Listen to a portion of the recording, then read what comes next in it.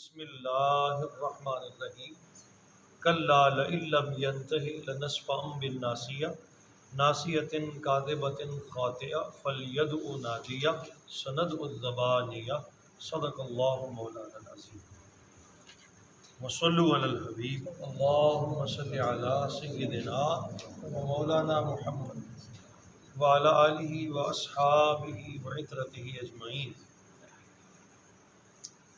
کل جو مضمون ہم پڑھ رہے تھے یہ وہی مضمون ہے۔ اب اللہ کریم نے اس شخص کی سزا کا بیان کیا جس نے رسول اللہ صلی اللہ تعالیٰ علیہ وسلم کو نماز پڑھنے سے روکا، یا آپ کے بارے میں باتیں کی، یا آپ کی گستاخی میں زبان کھولی۔ خالق نے کیا جواب دیا؟ شدید غصے کا اظہار کئی مقامات پہ۔ جس نے بھی رسول اللہ کے خلاف زبان کھولی ہے تو اللہ نے اسے سخت جواب، کل میں نے آخر پہ یہ بات آپ سے عرض کی، سخت جواب دیا۔ اور اللہ کریم کو اس میں کوئی آر بھی نہیں، اور نہ رب کریم سے کوئی پوچھنے والا ہے، کیونکہ ساری طاقتوں کا مالک بلا شبہ وہ ہے۔ اللہ ہی کی ذات ہے جو سب کو عطا فرمانے والی، جب چاہے عطا کر دے، جب چاہے لے لے، کوئی اسے روکنے والا نہیں۔ کیا خوبصورت انداز ہے۔ اب اس گستاخ کو جواب دیا جا رہا ہے کہ کلا لئن لم ینتہی، خبردار اگر وہ اپنی روش سے باز نہ آیا، لنسفعا بالناصیہ، تو ہم ضرور اسے گھسیٹیں گے اس کے پیشانی سے کے بالوں سے پکڑ کر۔ یہ ذلت کی سب سے بڑی شکل، پیشانی کے بالوں سے پکڑ کے گھسیٹنے کا مطلب کیا ہوتا ہے؟ چہرہ روند دینا۔ اللہ فرماتا ہے ہم اس کا چہرہ روند دیں گے۔ یہ کسی ایسے شخص کی یا ایسی ذات کی بات نہیں ہے جو کر نہ سکتا ہو، یہ وہ ہے جو سب کچھ کر سکتا ہے۔ کہا لنسفعا بالناصیہ، اے میرے حبیب اگر یہ باز نہ آیا اپنی ان حرکتوں سے تو ہم اسے پیشانی کے بالوں سے پکڑ کر گھسیٹیں گے، اور یہ جہنمیوں کی سزا ہے۔ ناصیۃ کاذبہ، اور پھر تعریف دیکھیں، کہا یہ پیشانی کوئی ایسی بھی نہیں ہے کہ جو عزت والی ہو، یہ پہلے ہی بڑی نامراد ہے۔ ناصیۃ کاذبہ، جھوٹی پیشانی۔ ایک تو ہوتا ہے نا کہ جس کو پہلے بڑی عزت ہو، وہ اپنے گھمنڈ میں تھا، وہ اپنی تاجوری میں تھا کہ میں تو قریش کا سردار ہوں، اور عربی زبان کا بہترین جاننے والا بھی تھا۔ جب اس کو یہ جواب ملا ہوگا تو کیا، ذرا تصور تو کریں، ایک چودھری بنا بیٹھا ہو اور اپنے آپ کو سب سے بڑا جانتا ہو، اور اس کو کوئی منہ پہ اس طرح کر کے جواب دے کہ ہم تیری پیشانی سے پکڑ کے گھسیٹیں گے، اور جواب دینے والا وہ ہو جو کر سکتا ہو۔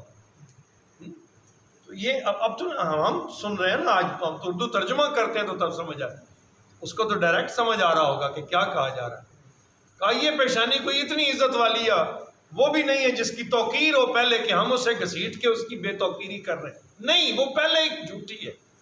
ناصیۃ کاذبۃ خاطئہ، تین لفظ کا، ایسی پیشانی ہے جو جھوٹی ہے اور خطا کار ہے، وہ پہلے ہی میری بارگاہ میں کوئی عزت والی نہیں ہے۔ تو اب اے میرے حبیب تیرے بارے میں زبان کھولے، یہ تیری بے ادبی کرے، یہ تیری گستاخی کرے، ہم اسے پکڑ کے گھسیٹیں گے، اور ہماری بارگاہ میں تو پہلے ہی اس کی کوئی قدر نہیں ہے۔ وہ خاطئہ ہے، وہ خطا کار ہے، وہ ناصیہ ہے، کاذبہ ہے، ایسی پیشانی ہے جو جھوٹی ہے، اس قابل ہی نہیں ہے کہ اس کی کوئی توقیر کی جائے۔ فلیدع نادیہ، پس وہ بلا لے اپنے ہم نشینوں کو اپنی مدد کے لیے۔ اگلی چیز پھر یہ ہوتی ہے، اچھا نہیں، اگر کوئی بڑا مقابلے والا آ گیا تو میں اپنے سارے جتھے بلا لوں گا، میرے پاس تو بڑے بڑے لشکر ہیں۔ فرعون نے بھی یہی کہا تھا کہ مجھے کوئی ہے ہرانے والا، میں اپنی ساری فوجوں کو بلا لوں گا۔ تو اللہ پاک نے فرمایا، اس کے کہنے سے پہلے ہی کہا کہ فلیدع نادیہ، اسے چاہیے کہ وہ سارے اپنے جتھے بلا لے، جس کو ندا دے سکتا ہے میرے خلاف، میرے مقابلے میں لا سکتا ہے، لے آئے۔ سندع الزبانیہ، اور ہم بھی جہنم کے فرشتوں کو بلا لائیں گے۔ اب اللہ پاک کو یہ حاجت تو کوئی نہیں ہے نا، لیکن یہ اس لیے فرمایا کہ میں پھر کیا کروں گا، میں پکڑ کے جہنم میں پھینک دوں گا جتنے بھی لے آئے۔ وہ لاکھوں کی تعداد میں بھی لے آئے تو میں اپنے جہنم کے فرشتے بھیجوں گا، وہ پکڑ کے وہاں پھینک دیں گے، طاقت تو میرے پاس ہے۔ تو یہ ایک جواب تھا جو اس مشرک کو دیا گیا جس نے حالت شرک میں رسول اللہ صلی اللہ علیہ وسلم کی گستاخی کی ہے، اللہ کریم نے اسے بھی نہیں بخشا۔ اسی طرح ابو لہب کا حال تھا، اسی طرح جتنے سرکار کی بارگاہ میں زبان کھولنے والے تھے ان کا، عبداللہ ابن ابی رئیس المنافقین، جب مدینہ میں اس نے زبان کھولی تو رب کریم نے کیا کرارے جواب دیے، کہا یہ نطفہ حرام کا ہے۔ کہ یہاں تک قرآن عظیم میں کہا گیا کہ جو آپ کے بارے میں زبانیں کھولتا ہے۔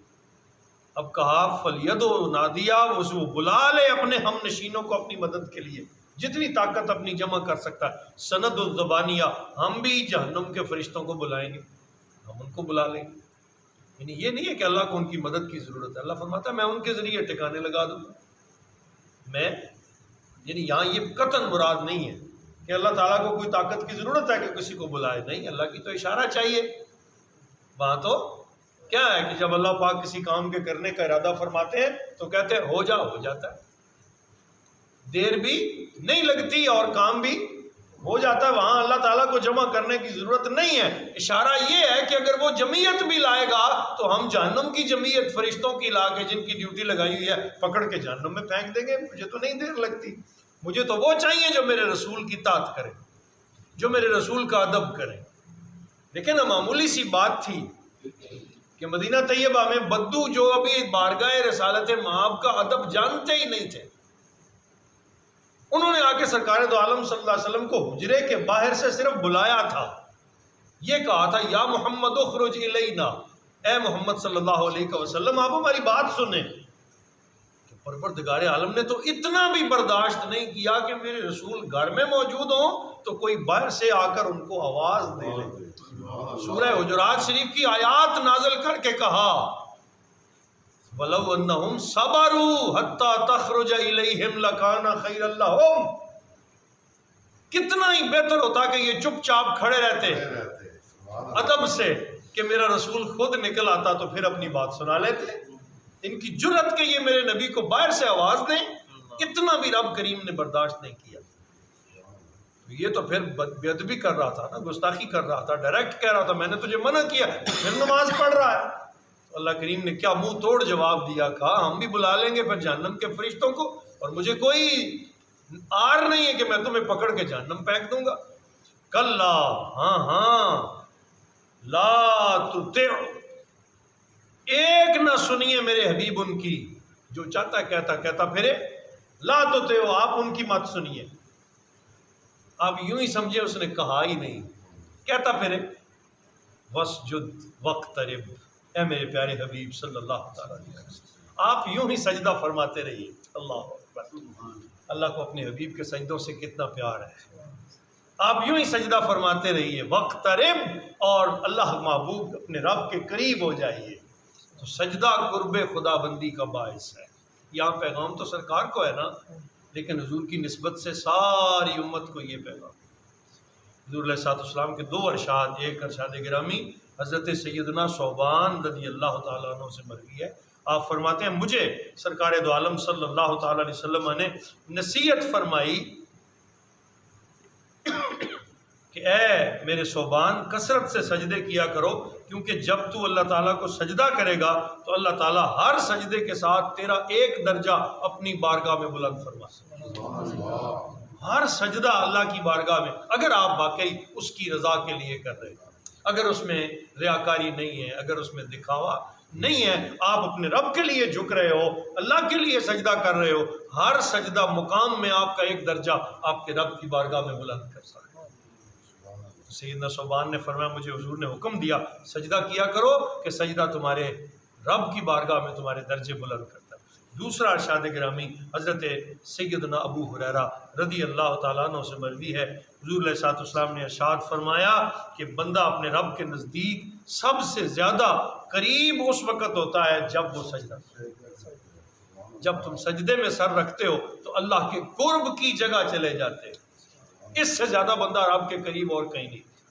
جب وہ سجدے میں گرتا ہے کیا کہتا ہے؟ سبحان ربی الاعلیٰ۔ میرے مرشد کریم ارشاد فرمایا کرتے تھے حضرت جسٹس پیر کرم شاہ الازہری رحمۃ اللہ تعالیٰ علیہ، انہیں کی ضیاء القرآن ہمارے سامنے کھلی ہوئی، وہ فرماتے تھے کہ سجدے میں بندہ اظہار عجز کرتا ہے، عاجزی کا اظہار کرتا ہے، اور یہ عاجزی کی آخری شکل ہے کہ وہ اپنے فخر والی پیشانی کو اللہ کے سامنے زمین پہ رکھ دیتا ہے، کہا میرے سارے فخر ختم ہو گئے مولا، بڑائیاں تو ساری تیری ہیں، اور پھر زبان سے کہتا ہے سبحان ربی الاعلیٰ، اے اللہ پاک ہے تو، اور تو ہی سب سے بلند ہے، میں تو کچھ بھی نہیں ہوں۔